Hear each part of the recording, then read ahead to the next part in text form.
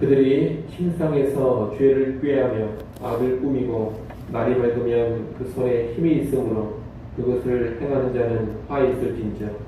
밭들을 탐하여 빼앗고 집들을 탐하여 차지하니 그들이 남자와 그의 집과 사람과 그의 산업을 강탈하리라.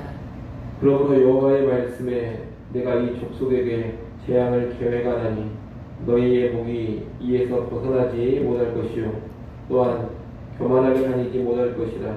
이는 재앙의 때임이라 하셨느니라.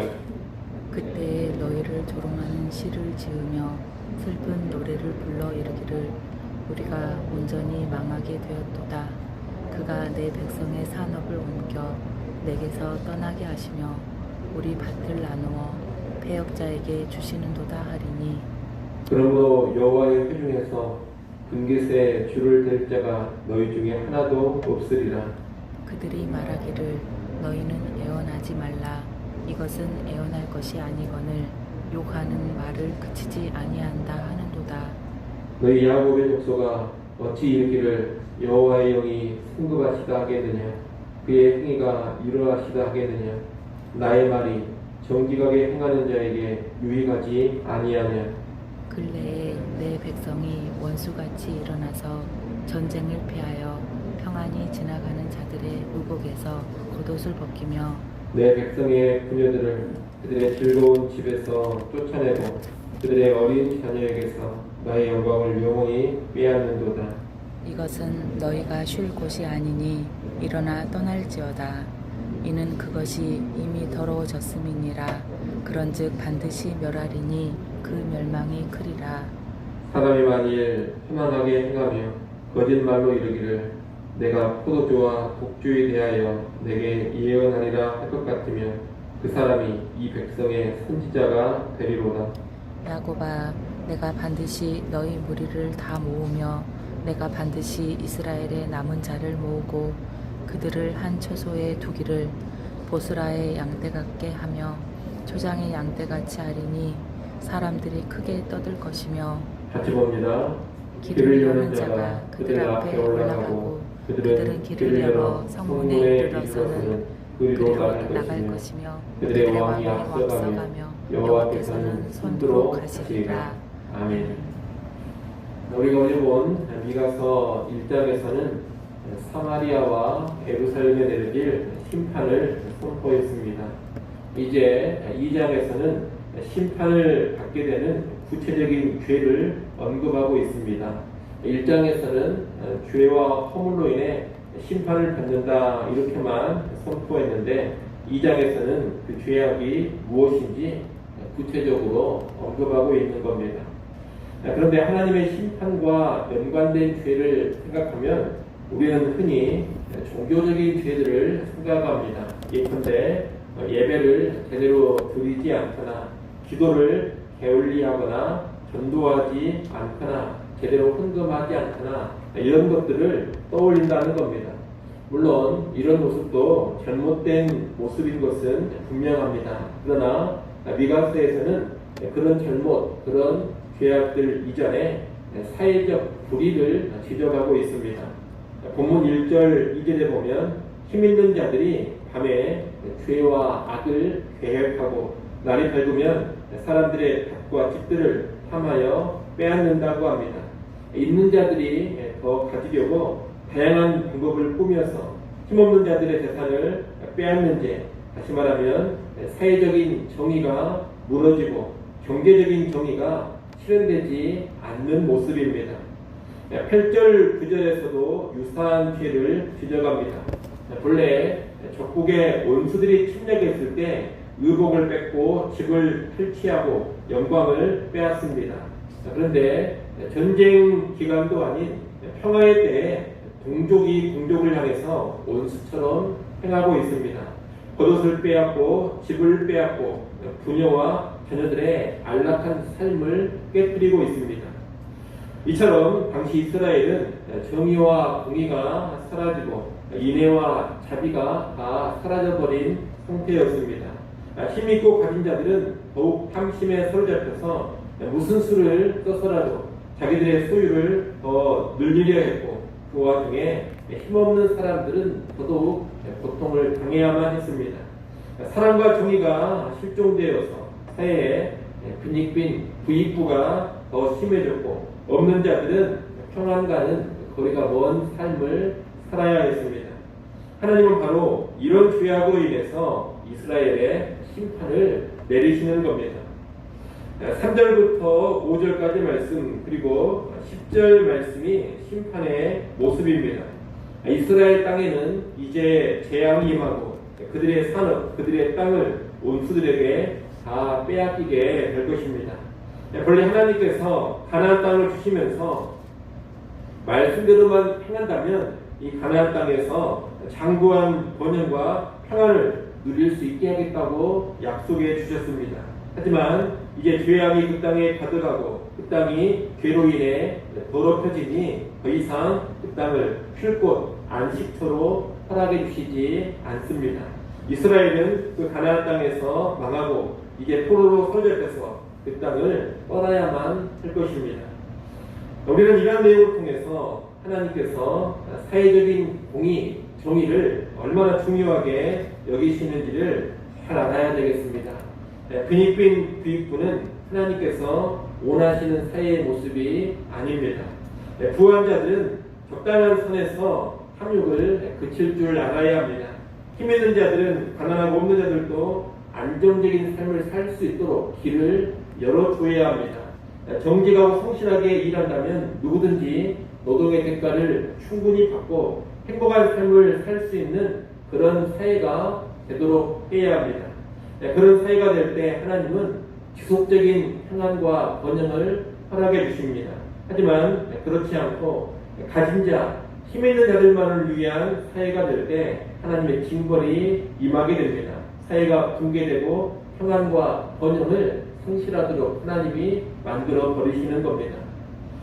교회도 마찬가지입니다. 교회 역시 빈익빈 부익부로 가는 모습은 바람직하지가 않습니다. 큰 교회는 자꾸 더 커지고 부유해지고 자꾸 가난한 교회는 갈수록 더 힘들어지는 그런 구조가 바람직하지 않다는 겁니다. 어떤 목회자는 억대의 연봉을 받고 또 어떤 목회자는 최소한의 생계유지도 제대로 못하는 그런 구조가 되면 그 땅의 교회도 필히 몰락의 길로 가게 됩니다. 그런 구조는 기본적으로 탐욕의 구조요. 정의와 사랑이 상실된 구조이기 때문에 그렇습니다. 그런 구조가 지속되면 결국 한 국가 안에 교회 전체도 무너지고 올라가게 된다는 겁니다. 여러분, 한 나라의 전체 사회 경제가 됐든 한 나라의 전체 교회가 됐든 다 같이 함께 잘 되고 모두 다 안정적인 삶을 살아갈 때에 하나님께서는 지속적인 평안과 번영을 보장해 주십니다. 그것이 하나님의 원리입니다. 이를 꼭 기억하시고 탐욕을 버리는 삶, 또 사회적인 정의를 추구하고 이루는 삶, 또 이를 위해서 기도하며 깨어있는 삶을 살아가시기 바랍니다. 범죄한 이스라엘 백성들에게 또 하나의 문제가 있었습니다. 그것은 심판을 선포하는 선지자의 말을 무시했다는 겁니다. 미가 선지자가 이렇게 죄악을 지적하며 심판을 선포했을 때 이스라엘 백성들은 그 선포를 거부했습니다. 6절 말씀을 한번 읽어보십시오. 2장 6절 말씀 읽습니다. 그들이 말하기를 너희는 애언하지 말라. 이것은 애언할 것이 아니거늘 욕하는 말을 그치지 아니한다 하는도다. 아멘. 이스라엘 백성들은 미가 선지자와 같이 하나님의 심판을 선포하는 참 선지자들을 향해서 예언하지 말라 그렇게 이야기합니다. 그런 선포의 내용은 우리 이스라엘을 욕하는 것이니 예언할 것이 아니라고 말하는 겁니다. 아울러 그들은 하나님께서 그렇게 급히 심판하실 리가 없다. 하나님께서 그런 심판 행위를 하실 리가 없다. 이렇게 말하면서 심판의 선포를 부정했습니다. 미가 선지자의 선포는 정직하게 행하는 자에게는 참된 유익이 되는 진정한 하나님의 말씀이었습니다. 그러나 백성은 그 선포에 귀를 기울이지 않고 오히려 거부하며 멸시해 버린 겁니다. 반면 이스라엘 백성들은 거짓 선지자들의 말에는 귀를 기울였습니다. 11절 말씀을 또 여러분이 한번 읽어보십시오. 11절 말씀 읽습니다. 사람이 만일 허망하게 행하며 거짓말로 이르기를 내가 포도주와 독주에 대하여 내게 애원하리라 할 것 같으면 그 사람이 이 백성의 선지자가 되리로다. 아멘. 여기서 허망하게 행하며 거짓말로 이르는 자들이란 거짓 선지자들을 가리킵니다. 그들은 포도주와 독주에 대하여 예언하리라고 합니다. 포도주와 독주란 백성들이 원하고 기뻐하는 것을 말합니다. 거짓 선지자들은 바로 그 포도주와 독주, 다시 말해 백성들이 원하고 백성들이 기뻐하며 좋아하는 내용만을 전하는 자들입니다. 그런데 백성들은 자기들이 듣고 싶어하는 그런 말을 해주는 거짓 선지자들을 인정해 주면서 자기들의 선지자로 여긴다는 겁니다. 이처럼 듣기 싫고 거부간 참 선지자의 선포는 배척해버리고 귀에 듣기 좋은 소리만 해주는 거짓 선지자의 선포에만 환호하는 모습이 이스라엘의 또 하나의 패역이었습니다. 바로 이 패역으로 인해 이스라엘은 심판의 길로 더욱 확실히 가게 되는 겁니다. 여러분, 죄를 지적하고 책망하는 말, 죄에 대하여 심판을 선포하는 말을 싫어하고 거부하면 그것이 죄를 더하는 일임을 알아야 합니다. 하나님의 말씀은 답이 단 말씀도 있고 뜻이 쓴 말씀도 있습니다.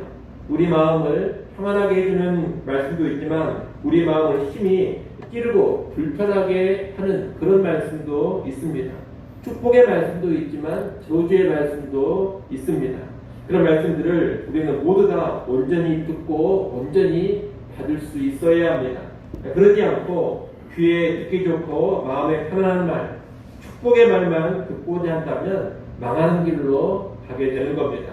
이 또한 잘 기억하시고 하나님 말씀을 들을 때 위로와 격려와 축복의 말씀만이 아니라 책망과 경고와 심판의 말씀도 겸허히 듣고 반응하는 진정한 주의 백성들이 될 수 있기를 바랍니다.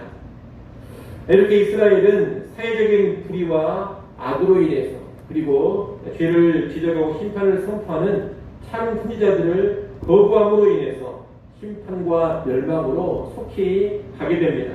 하지만 택한 백성들에게 이런 심판과 멸망이 결코 끝은 아닙니다. 오늘 보면 12절, 13절은 하나님께서 심판 후에 다시 회복시켜 주신다는 약속의 말씀입니다. 12절에 보면 이스라엘의 남은 자라는 말이 나옵니다. 이 남은 자란 전반적인 부패와 탄압 속에서도 하나님께 신실하게 반응하며 하나님의 백성답게 살아가는 사람들을 의미합니다.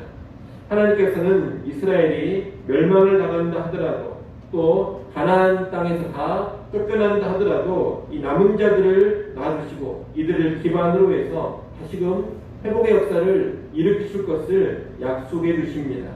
그런 의미에서 이 남은 자들이 이스라엘의 소망이라고 말할 수가 있겠습니다.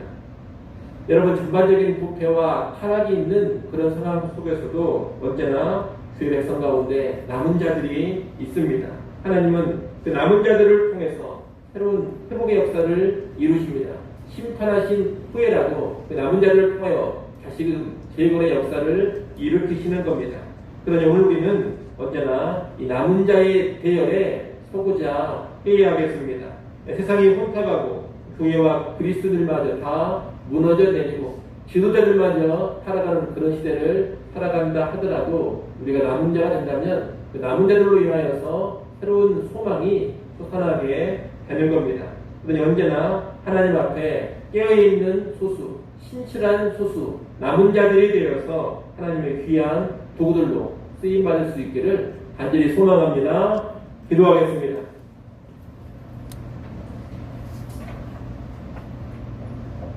하나님 아버지, 사회적인 불의와 사회적인 악에 대하여 심판하시는 하나님의 말씀을 보았습니다. 우리가 종교적인 죄에만 민감하게 반응한 것이 아니라 사회적인 불의와 사회적인 악에도 민감하게 반응하여 주옵소서. 이 땅을 살아갈 때 정의와 공의로 살게 하시고 정직하게 살게 하시며 사랑으로 살게 하여 주시옵소서. 구조적인 악에도 늘 깨어서 저항하며 거스르는 깨어있는 주의 백성들 되게 하여 주시옵소서. 또한 하나님의 선포하시는 책망의 말씀 앞에 겸손히 반응하기를 간절히 바라고 원합니다. 그의 듣기 좋은 말씀만 받아들이고 환호하는 어리석은 자들 되지 않게 하시고 우리의 마음을 찌르고 우리의 죄를 지적하고 꾸짖는 그리고 심판을 경고하는 하나님 말씀 앞에도 겸허히 반응하여 돌이킬 수 있는 진정한 주의 백성들 되게 하여 주옵소서. 세상이 혼탁하고 교회마저 타락해 가는 그런 시대 속에서 우리들이 남은 자 되기를 또한 간절히 바라고 원합니다. 부패와 타락의 거센 물결에 휩쓸리지 않게 하시고 언제나 깨어있는 하나님 앞에 바로 서 있는 신실한 남은 자들 되게 하여 주시옵소서. 하나님, 이 새벽 시간 우리를 깨워주시고 기도하는 자리로 불러주셔서 감사합니다. 하루를 주와 더불어 시작하였사오니 온종일 주님과 동행하게 하시고 하나님의 선한 뜻을 행하며 나아가게 하여 주옵소서. 우리의 힘만으로는 그렇게 살 수 없음을 고백합니다. 내주하시는 성령님께서 함께하여 주시고 힘과 능력을 더하여 주옵소서. 예수님의 이름으로 기도드리옵나이다. 아멘.